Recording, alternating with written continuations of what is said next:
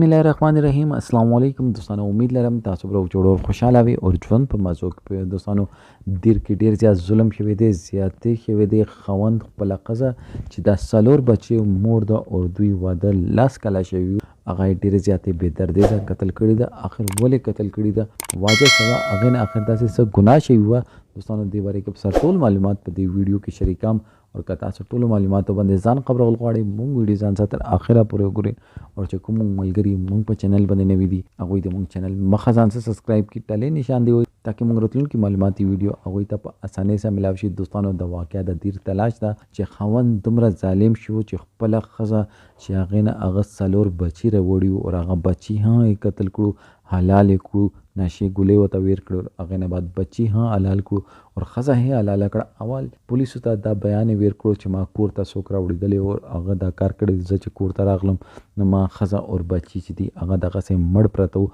چې کله پولیس دغه ریمانډ واخیستلو او دغه په مدیریت کې اف آی آر هم په دغه په مدیریت کې درج شوی خو پولیسو ته چې کله شک وشول او کله پولیس خپله کاروایي وکړه نو پاته دا ولیکېدله چې دغه خپله دا خبره اډمیټ کړه چې دوی ما قتل کړي دي صرف او صرف په دې وجې باندې چې ما خپلې شخینې سره واده کول غوښتلو او دغې چې کله پرې دا جمدې وه هغه ټیم پرې دا ناممکنه و ما خپلې خینې سره چې دا هغه غلط تعلقات او هغه غلط تعلقات دې حد پورې وو چې موږ یوه بل نه زندګي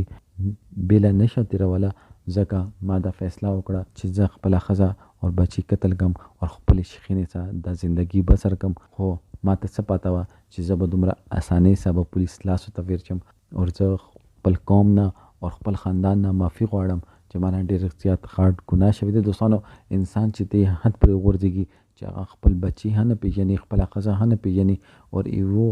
ګناه رشتې ته د حلال رشتې رنګ ورکولو دپاره هغه دومره غورځېږي نو دوستانو هغه سړي ته د مونږ په معاشره کې اوسېدلو حق نشته دوستانو دې باره کې تاسو سره رایه ده کومنټ سیکشن کې خپل رایې اظهار ضرور وکړئ والسلام